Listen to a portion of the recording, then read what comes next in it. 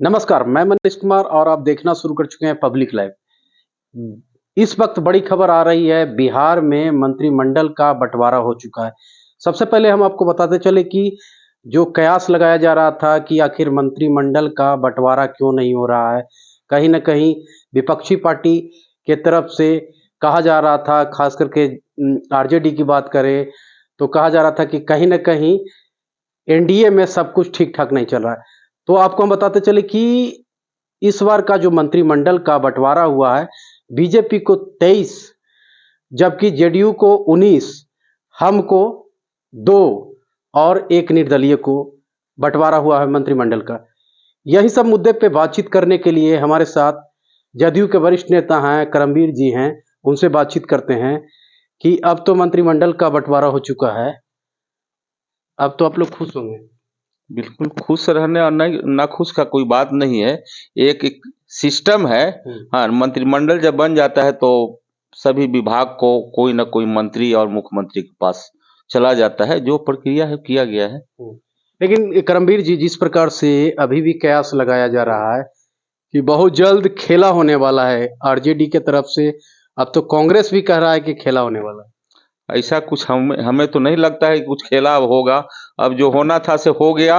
अब सरकार ठीक ठाक से चलने के कदम आगे बढ़ा चुका है और इसमें खेला का कोई संभावना नहीं है। तो क्या लगता है कि जो कयास लगाया जा रहा है, खास करके अब कांग्रेस वाले भी मांझी को प्रलोभन दे रहे हैं कि आइए सीएम बना देते हैं।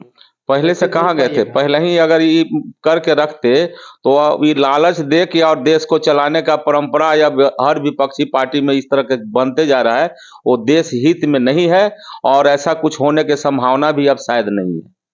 तो क्या लगता है जो कयास लगाया जा रहा है कि कहीं न कहीं जदयू के विधायक लोग ये जो एनडीए अलायंस से कहीं न कहीं खुश नहीं हैं, तो इसमें क्या कुछ कहिएगा? ना ऐसा कुछ नहीं है। माननीय मुख्यमंत्री जो सिद्धांत सभी मंत्री और सभी विधायकों से जो है पूछ के समझ के ये जो है निर्णय लिए है, इसलिए एकदम संतोषजनक ये निर्णय है और इस निर्णय के विपरीत कोई जाने वाले नहीं है, ऐसा हमको पूर्ण तरह से विश्वास है।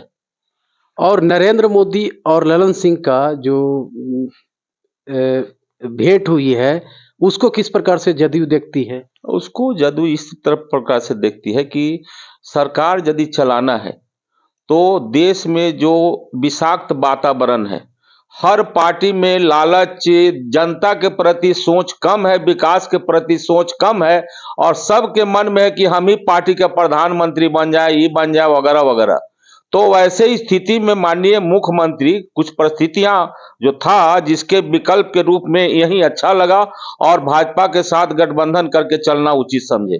तो इस पक्ष में ललन बाबू जो भी पहले के तर्क पर जो बयान दिए होंगे या भाजपा कुछ बयान जो दिया करता था, कुछ तो आदमी के मन में मनमुटाव लगा रहता है। एक साथ चलना है तो सारी दोष या जो भी भ्रांतियां हैं उसे दूर करके आपस में दिल से दिल को मिलाना पड़ेगा, तभी तो देश और राज्य का काम चलेगा। इस नियत से दोनों आपस में बात विचार सहानुभूति पूर्वक कर रहे हैं, ये एक अच्छी परंपरा है। राहुल गांधी का न्याय यात्रा चल रहा है, ऐसे में अभी राहुल गांधी झारखंड हैं, आज देवघर मंदिर गए हैं, क्या कुछ कहिएगा?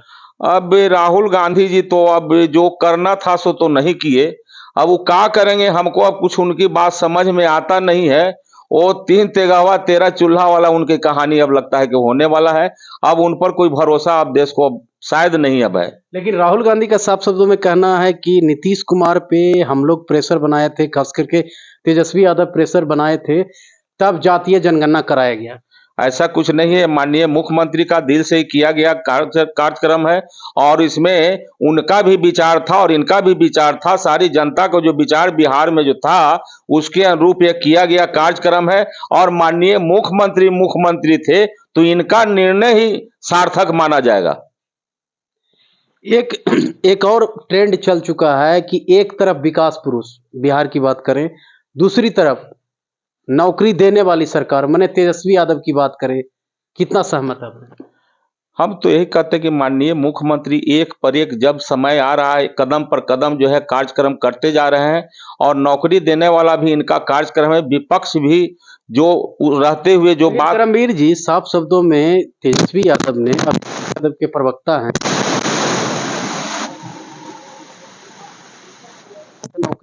तभी नौकरी दिए। ऐसा कोई बात नहीं है, प्रेशर का क्या बात है। ये आरजेडी का मैनिफेस्टो था कि 10 लाख नौकरी पहले कैबिनेट से, उसके दबाव में आप लोग 4 लाख। कोई मुख्यमंत्री या खास करके नीतीश कुमार किसी के प्रेशर में कभी रहते नहीं हैं। आप प्रेशर में कोई निर्णय भी नहीं लेते हैं। अगर प्रेशर में अगर निर्णय ले लिए हुए होते तो उन्हीं के साथ न रहते।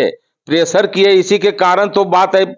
मतलब जो भी कुछ निर्णय हुआ भाजपा के साथ रह के सरकार चलाने का जो कदम, उनके नकारात्मक रवैया के कारण मुख्यमंत्री नाखुश हुए। जो मुख्यमंत्री भी इस बात को व्यक्त किए कि वहां रह के सब कुछ अच्छा नहीं चल रहा था, तो अच्छा जो भी होता है कदम उठाते हैं। और नौकरी वाला भी अपने स्तर से कदम जो लिए हैं जनता के हित में लिए हैं। अब उनका भी विचार सार्थक था, इसलिए उनका ना कहना हम नहीं कहेंगे, लेकिन एक मुख्यमंत्री जी द्वारा लिया गया सार्थक कदम है और इसमें वाहवाही लेने का, लूटने का कोई उनका उचित बात नहीं प्रतीत होता। चलिए, अंतिम सवाल आपसे रहेगा। केंद्र सरकार द्वारा अपना अंतिम बजट पेश किया गया है, इसको किस प्रकार से देखते हैं? अच्छा बजट है, मतलब लेकिन विपक्षी खेमा कह रही है कि किसानों को तो कुछ मिला नहीं, लॉलीपॉप दे दिया गया है। पिछले बजट से मजबूत बजट है और बिहार के कई एक रेल योजना का भी इसमें समावेश है, इसलिए हम कहेंगे कि अच्छा बजट है।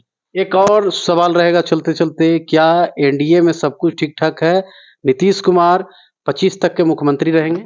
बिल्कुल रहेंगे। हाँ, ऐसा हमें विश्वास है।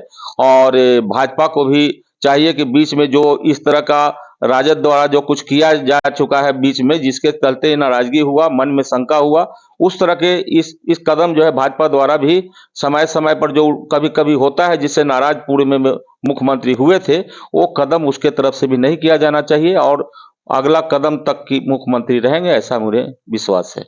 चलिए, ये हमारे साथ थे जदयू के वरिष्ठ नेता हैं, करमवीर जी हैं। इनका साफ शब्दों में कहना है कि एनडीए में ऑल इज वेल है और खास करके जो आज मंत्रिमंडल का बंटवारा हुआ, वो कहीं ना कहीं उससे या खुश नजर आ रहे हैं।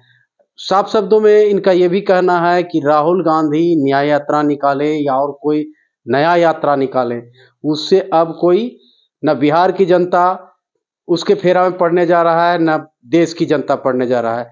तो इनका साफ शब्दों में यही संकेत है कि फिर से एक बार एनडीए की सरकार इस बार 2024 में लोकसभा में आने जा रही है। कैमरामैन राजमणि के साथ मनीष कुमार, पब्लिक लाइव, पटना।